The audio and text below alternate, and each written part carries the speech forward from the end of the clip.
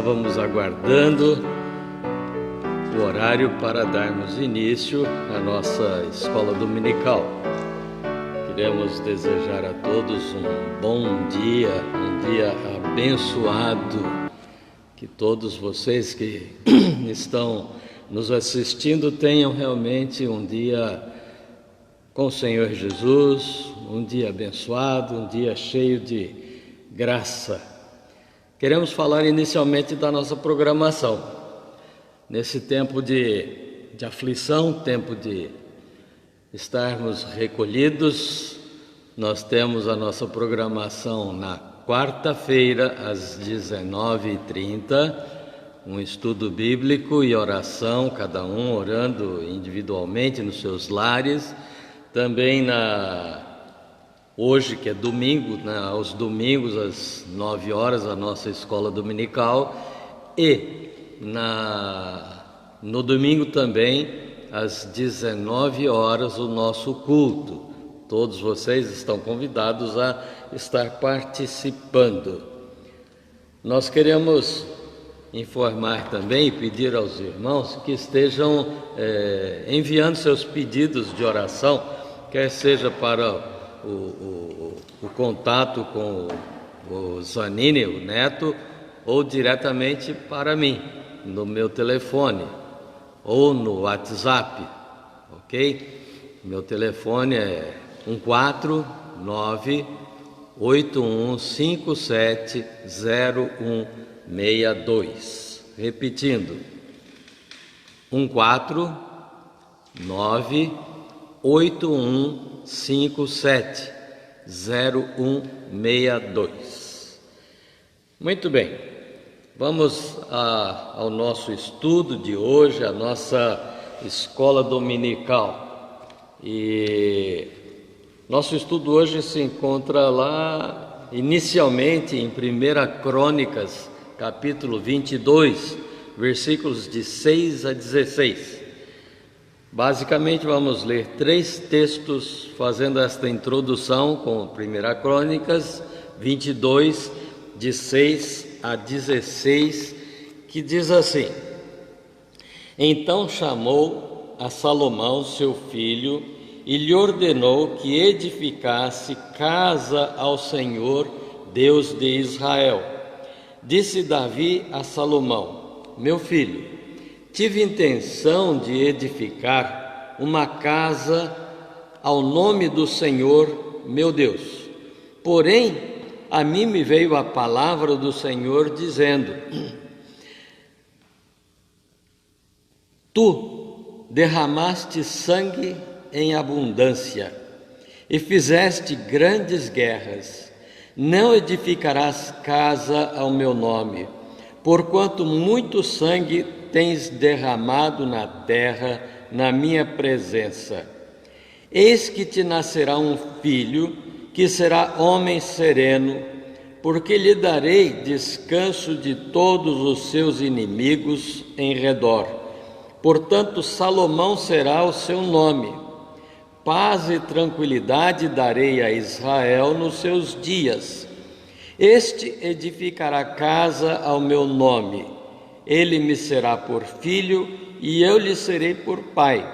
Estabelecerei para sempre o trono do seu reino sobre Israel. Agora, pois, meu filho, o Senhor seja contigo, a fim de que prosperes e edifiques a casa do Senhor, teu Deus, como ele disse a teu respeito.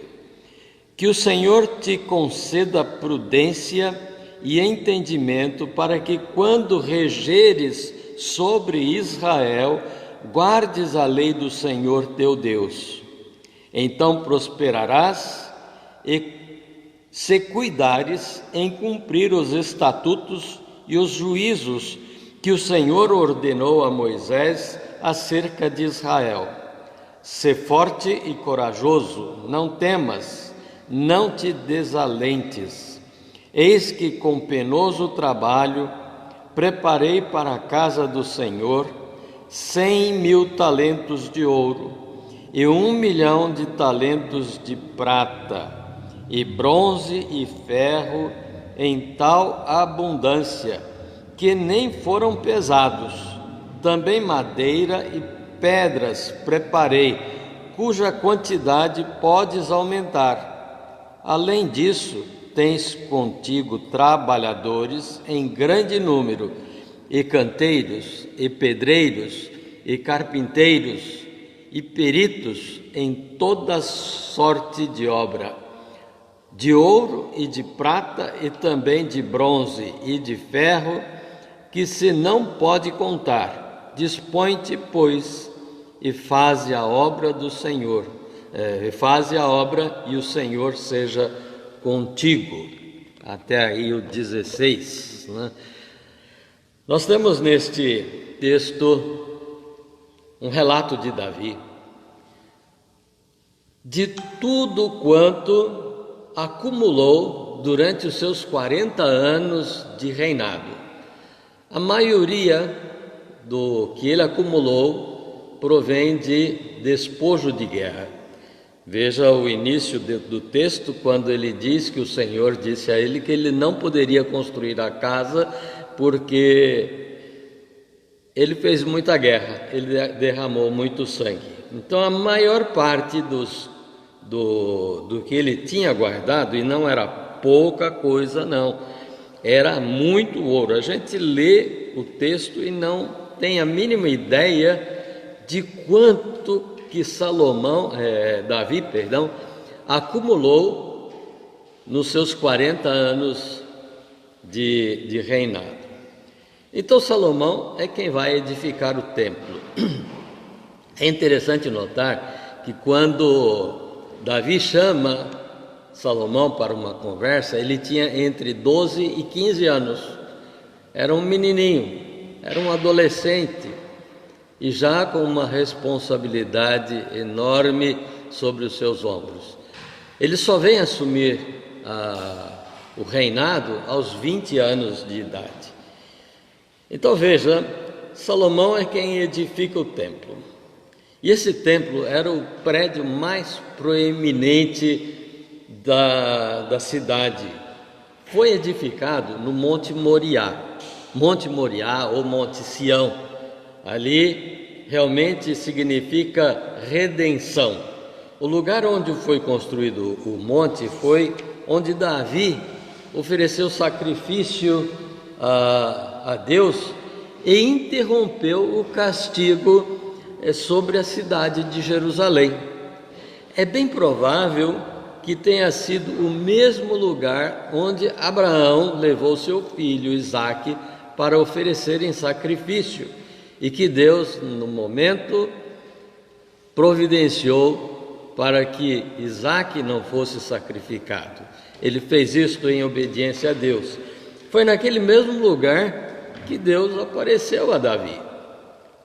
Aí a gente vê a grandiosidade do templo. Salomão não poupou tempo, não poupou material, não poupou dinheiro na construção do templo. Vejamos o que Davi e os chefes de famílias ofereceram para a construção do templo. Vamos ao capítulo 29 do primeiro livro de Crônicas. Vamos ler do versículo 1 até o versículo 9. 1 Crônicas, capítulo 29, de 1 a 9, que diz assim: Disse mais o rei Davi a toda a congregação: Salomão, meu filho, o único a quem Deus escolheu, é ainda moço. Veja, era moço, ele tinha entre 12 e 15 anos quando Davi teve a conversa com ele. Então ele diz: é ainda moço, inexperiente, e esta obra é grande, porque o palácio, que é o templo, não é para homens, mas para o Senhor Deus. Eu, pois, com todas as minhas forças, já preparei para a casa de meu Deus ouro para as obras de ouro, prata para as de prata, bronze para as de bronze, ferro para as de ferro e madeira para as de madeira, pedras de ônix, pedras de engaste, pedras de várias cores, de mosaicos e toda sorte de pedras preciosas, e mármore, e tudo em abundância. E ainda porque amo a casa de meu Deus, o ouro e a prata particulares que tenho, dou para a casa de meu Deus, afora tudo quanto preparei para o santuário. 3.000 talentos, veja o que Davi está oferecendo agora a Deus de coisas particulares, a oferta dele.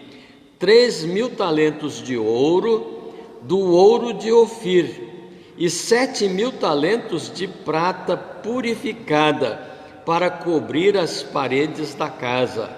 Ouro para os objetos de ouro, e prata para os de prata, e para toda obra de mão dos artífices.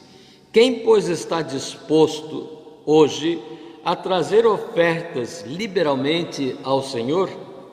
Então os chefes das famílias, os príncipes das tribos de Israel, os capitães de 1.000 e os de 100, e até os intendentes sobre as empresas do rei, voluntariamente contribuíram e deram para o serviço da casa de Deus, preste atenção agora, 5.000 talentos de ouro, 10.000 daricos, 10.000 talentos de prata, 18.000 talentos de bronze e 11.000 talentos de ferro. Continuando, os que possuíam pedras preciosas as trouxeram para o tesouro da casa do Senhor, a cargo de Jeiel, o Gesonita. O povo se alegrou com tudo o que se fez voluntariamente, porque de coração íntegro deram eles liberalmente ao Senhor. Também o rei Davi se alegrou com grande júbilo.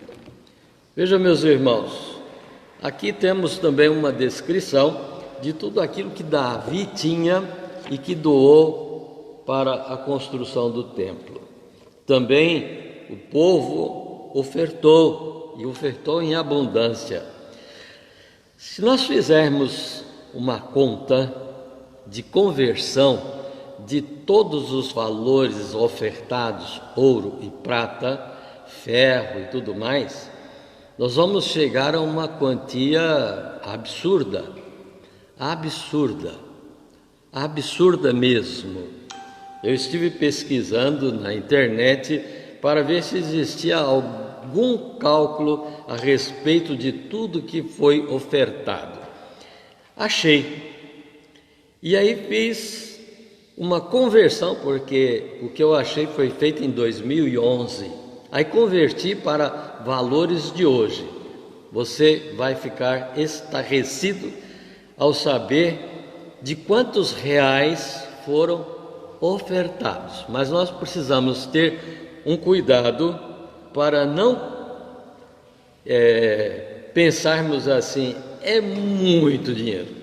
Era muito dinheiro, sim.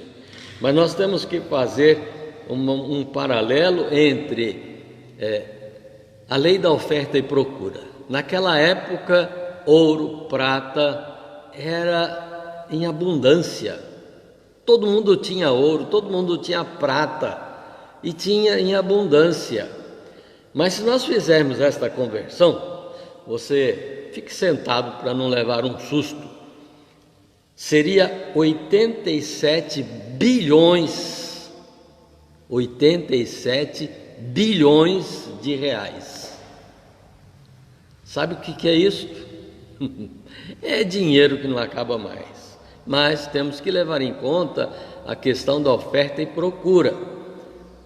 É muito dinheiro, é muito dinheiro. O que nós temos que pensar é isso, é muito dinheiro, muito. Mas naquela época existia fartura de ouro e existia fartura de prata, o que hoje não temos. Hoje custa tão caro porque não temos tanta fartura. Mas esse é o templo material, o templo físico, o templo que Salomão construiu, um espaço aqui na terra onde seria a casa de Deus, lugar de adoração, lugar de sacrifício, lugar de louvor. No entanto, o verdadeiro templo não é construído por mãos humanas, não é uma construção material onde nos reunimos, é bem diferente. Nós vamos ver o texto da primeira carta de Pedro, no capítulo 2, versículos de 1 a 10. Então, abra sua Bíblia lá em 1 Pedro, capítulo 2, versículos de 1 a 10. 1 Pedro, capítulo 2, versículos de 1 até o versículo 10. Os crentes são a casa espiritual e edificada em Cristo. Diz assim o texto: despojando-vos, portanto, de toda maldade e dolo, de hipocrisia e invejas e de toda sorte de maledicências, desejai ardentemente, como crianças recém-nascidas, o genuíno leite espiritual, para que, por ele, vos seja dado crescimento para a salvação. Se é que tendes a experiência de que o Senhor é bondoso.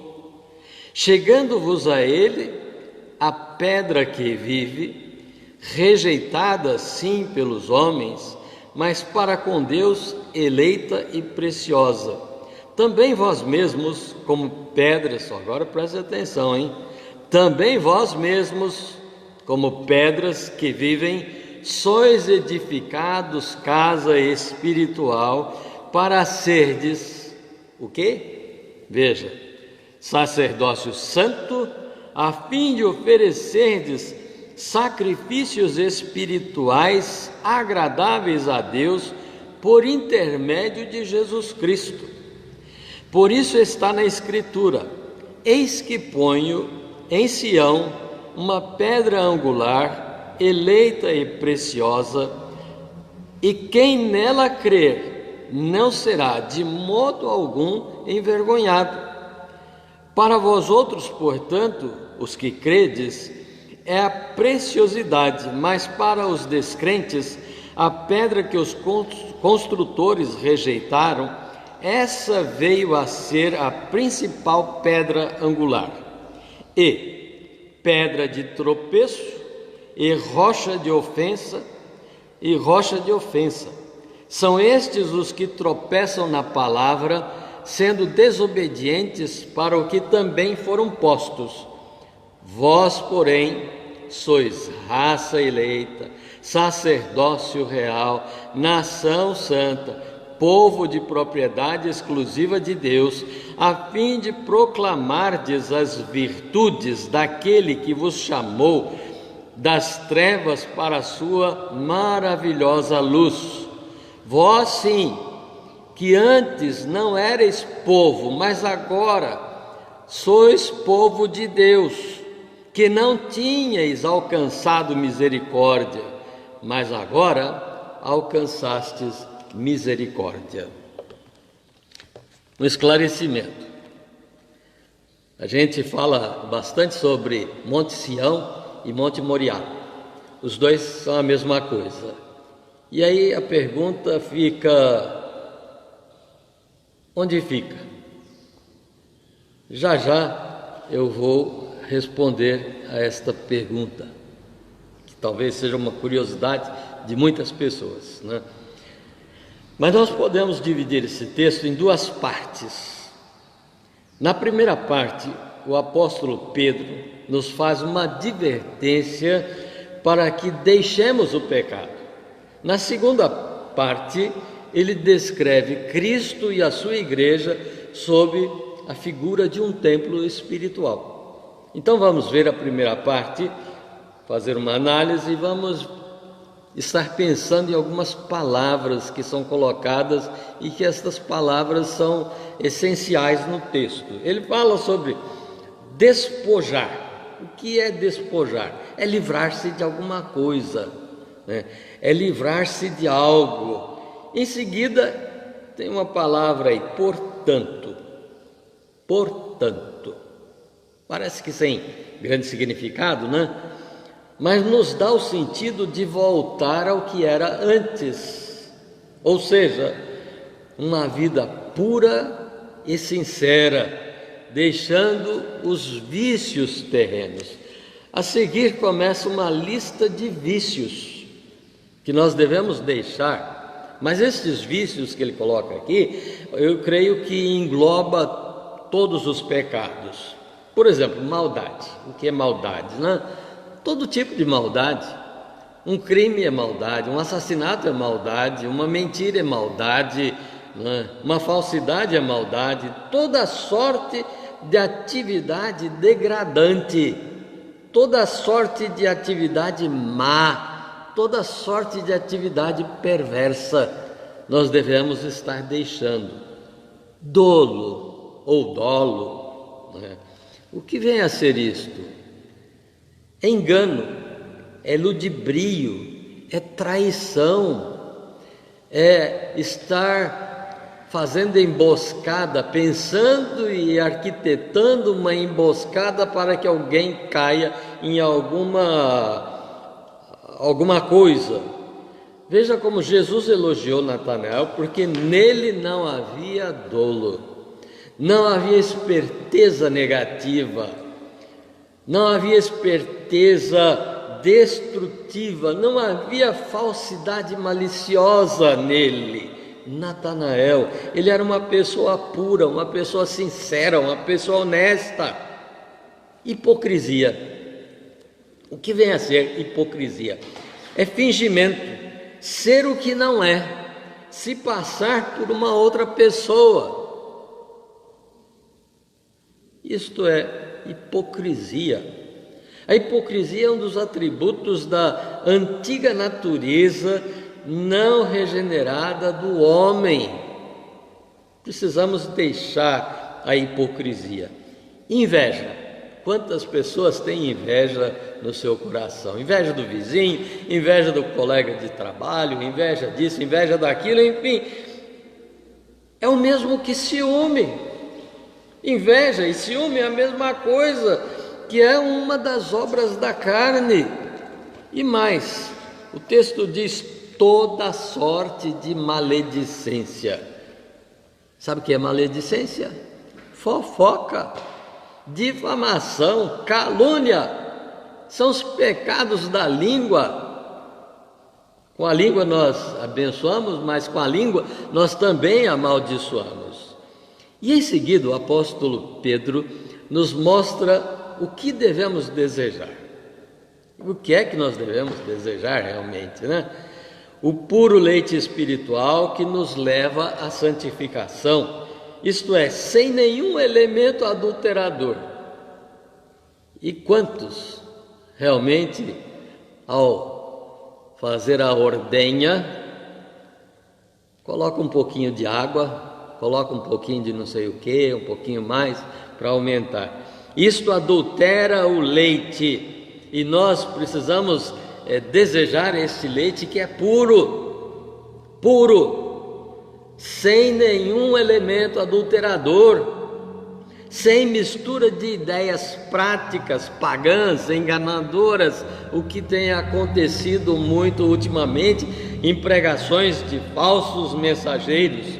Pois se este leite puro for misturado com a falsidade mundana, pode tornar-se um veneno e não mais um alimento nutritivo. Vejamos a segunda parte, que é a partir do verso 5 até o verso 10. Aqui o apóstolo Pedro descreve Cristo e a sua igreja sob a forma de um templo espiritual. Pedra viva. Quem é a pedra viva? Cristo, que é a pedra angular, que foi rejeitada pelos homens, mas eleita por Deus e preciosa para Ele. E nós também somos estas pedras vivas, esta pedra angular. Que pedra seria esta? Quando nós observamos nas construções daquela época, construção antiga, a gente vê que as portas são mais ou menos neste formato, elas são arredondadas em cima. A pedra angular é aquela pedra que vem bem aqui na pontinha, pum! Ela é quem segura todas as demais pedras. Se tirar essa pedra, rui tudo, cai tudo. No entanto, a gente vê que construções desde antes de Jesus, elas estão em pé até hoje. É aquela pedrinha que está ali em cima, sem ser colocado material que grude, que segure, ela está livre. Ela chama pedra angular. Jesus é esta pedra. Se nós tirarmos esta pedra, a nossa vida vai ruir, vai acabar. E nós somos essas pedras vivas para o mundo. Essa pedra angular também, edificados como casa espiritual. Nós temos que dar exemplo. Como sacerdotes, não servimos no templo, mas perfazemos o próprio templo, a habitação de Deus aqui na terra. Portanto, temos que ser o quê? Santos. Temos que buscar a santificação. Como levitas, muitos querem que os cantores da igreja sejam os levitas. Todos nós somos levitas. Nós não temos herança aqui na terra, mas temos uma herança celestial preparada por Deus e que nos aguarda, nos espera. Observemos o versículo 6. Eis que ponho em Sião uma principal pedra angular. A pedra, como eu já disse, é Jesus. O apóstolo Pedro está fazendo uma citação lá do Antigo Testamento, lá em Isaías, capítulo 28, versículo 16. Eu disse que iria dizer o que era Sião e onde é Sião, né? O que é Sião e onde é Sião? É uma colina oriental de baixa altitude em Jerusalém. É um monte, poderíamos dizer, um montinho pequeno. Nela existia uma fortaleza dos jebuseus, e que Davi transformou em sua capital. Está ali dentro de Jerusalém, hoje. Davi levou a Arca da Aliança para Sião, ou Moriá, que se tornou o centro da adoração do povo. A nova Sião celestial é o centro da verdadeira adoração. A Sião terrena de Davi era uma fortaleza, mas não era invencível. A Sião celestial é invencível, é inabalável. Com a Sião terrena, Deus fez um pacto com Davi. Na Sião celestial, temos o pacto eterno da salvação com Cristo Jesus. Aonde é esta Sião? Aonde é esse Monte Moriá? Se você observar uma foto de Jerusalém, você vai ver que tem uma abóbada bem grande no lugar onde era o templo de Salomão. Ali dentro daquela abóbada, creio que muita gente se pergunta: o que é que tem lá dentro? Será que é cheio de bancos assim como na igreja? Não, não é.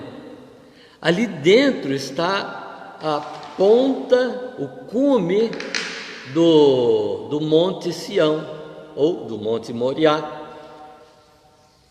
Se você olhar, e poucas fotos você vai encontrar na internet, de dentro da cúpula dessa redoma dourada, ali dentro só tem isto, nada mais.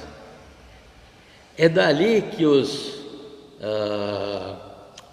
o povo palestino acredita que Maomé fez uma viagem para o céu. Por isso eles têm aquele lugar como santo. Para nós, onde Abraão levou Isaque para sacrificar e Deus proveu o sacrifício no momento. É onde Jacó esteve, é onde Jacó também falou com Deus, conversou com Deus, é onde Davi conversou com Deus, é onde Davi, naquela região todinha ali, tinha a fortaleza.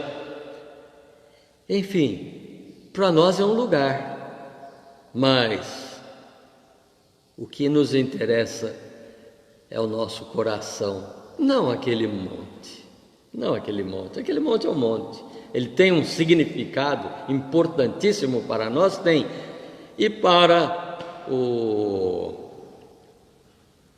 como é que chama, os que ficam ali, que tem o templo, me fugiu o termo, para eles também é importante, tem um significado especial. No caso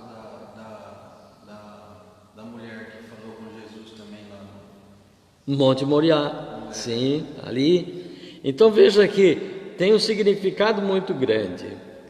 Mas como Cristo é precioso para Deus, e nós os que cremos também somos preciosos, pois nesse relacionamento com Deus somos um paradigma, ou seja, uma representação da Sião celestial, pois nós somos o quê? Somos raça eleita, somos sacerdócio real, somos nação santa, somos povo de propriedade exclusiva de Deus. Para quê? Para proclamarmos as virtudes daquele que nos chamou das trevas para a sua maravilhosa luz. Meus irmãos, e como povo de Deus, somos o templo do Espírito Santo, muito mais imponente, muito mais rico do que aquela construção de Salomão, que era coberta de ouro, de prata, de objetos de ouro, de objetos de ferro, enfim, chão, paredes cobertas de ouro. E é interessante a gente observar por que tanto ouro naquela construção, tanto ouro. Sabe, se nós formos observar, um talento é equivalente a 34 quilos. 34 quilos. Davi ofereceu só dele 30.000 talentos de ouro. Mas ele já tinha guardado, sabe quanto? 100.000 talentos de ouro. Agora faça a conta. Pega 130.000 e multiplica por 34. Para você saber quantas toneladas de ouro Salomão tinha para cobrir o templo, paredes, chão, teto e fazer objetos de ouro. É muito ouro, meus irmãos. E eu fiquei pensando aí esta manhã, por que tanto ouro? Agora vem algo relacionado com o que nós temos passado hoje. O ouro purifica.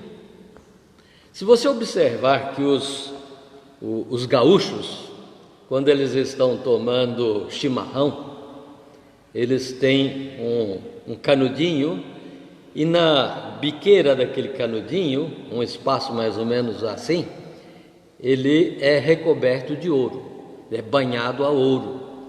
Por que banhado a ouro? Porque passa de um para o outro, sem limpar. E todo vírus e bactéria em contato com o ouro morre.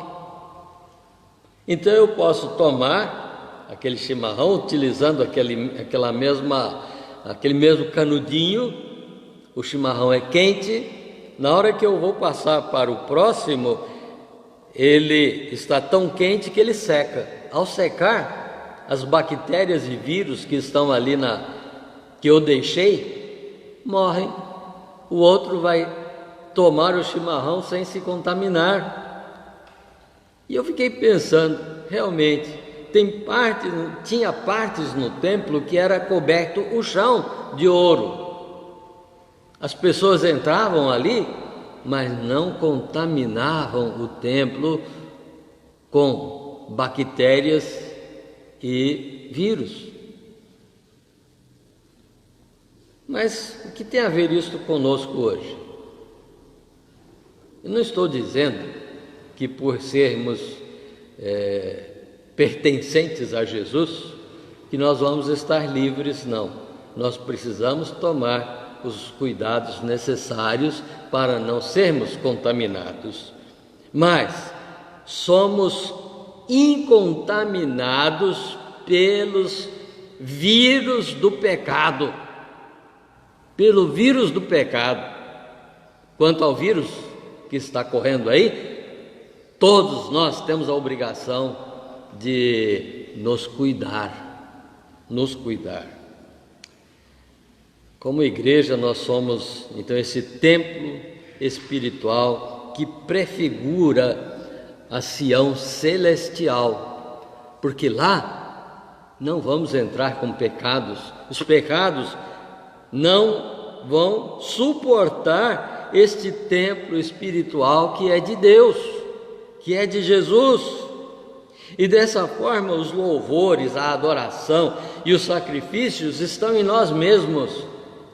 Sacrifícios? Sim, quanta coisa do mundo nos chama, quanta coisa do mundo agrada aos nossos olhos, mas como templo espiritual nós temos que renegar, não aceitar. Isto se chama sacrifício espiritual, é estarmos voltados tão somente para Deus, oferecendo a Ele culto de sacrifício, cultos e louvores a Ele, e com Ele, juntamente com Cristo Jesus, sermos esta Sião celestial. Meu irmão, tome posse dessa verdade e seja abençoado por Deus. Sabe por quê? Nós temos um salmo que diz assim: de Sião sairá a lei e a palavra de Deus de Jerusalém. De Sião, de Sião. E se nós queremos ser o templo de Deus, nós estamos incluídos ali naquele monte, poderíamos dizer assim, montinho, tão importante para os da religião de Maomé, mas tão importante também para nós, evangélicos, cristãos, de forma em geral. Mas não é aquele monte, o que importa é que nós somos a Sião celestial. Um dia vamos estar com Deus, vivendo na eternidade, porque de nós também saiu a lei, porque cumprimos a lei, porque vivemos a lei, porque vivemos na graça de Deus, sob a graça de Deus, porque de nós tem saído a palavra da verdade, a palavra que glorifica a Deus, a palavra que evangeliza, e que todos nós sejamos abençoados. Que Deus te abençoe, meu irmão, que Deus esteja com você, não somente neste domingo, mas todos os dias da sua vida. Venha hoje à noite para louvar conosco através da internet, não aqui na igreja. Que Deus te abençoe. Às 19 horas estaremos de volta. Amém? Amém. Vamos orar? Pai, queremos te agradecer por este dia, te agradecer pelas bênçãos que o Senhor tem derramado sobre as nossas vidas, te agradecer porque neste tempo de aflição que temos passado, o Senhor está conosco, o Senhor está nos dirigindo, nos conduzindo. Queremos te agradecer porque não há outro Deus tão grande como tu. Não há. E nós confiamos em ti. E colocamos diante de ti todos os enfermos, não somente estes que têm passado por esta pandemia, mas todos os enfermos, ó Pai. Te agradecemos porque em nosso país a pandemia tem estado abaixo daquilo que foi previsto e muito abaixo. Agradecemos porque o Senhor nos tem livrado dos males, livrado das mortes, dos milhares e milhares de mortos. Te agradecemos, ó Pai, porque o Senhor nos fortalece, não somente espiritualmente, mas nos fortalece fisicamente para enfrentarmos estes problemas. Que o Senhor esteja com cada irmão, com cada pessoa que nos ouve neste momento, ou que nos ouvirá durante o dia. Que o Senhor esteja abençoando, que o Senhor esteja guardando, e que em breve possamos voltar à normalidade do nosso país. Nós estamos entregues nas tuas mãos, ó Pai. Por isso pedimos, ajuda-nos, não somente o Brasil, não somente a nossa cidade, mas a todas as nações que estão enfrentando esta dificuldade momentânea. Nós te louvamos e te amamos e oramos em nome de Jesus, o nosso Salvador. Amém.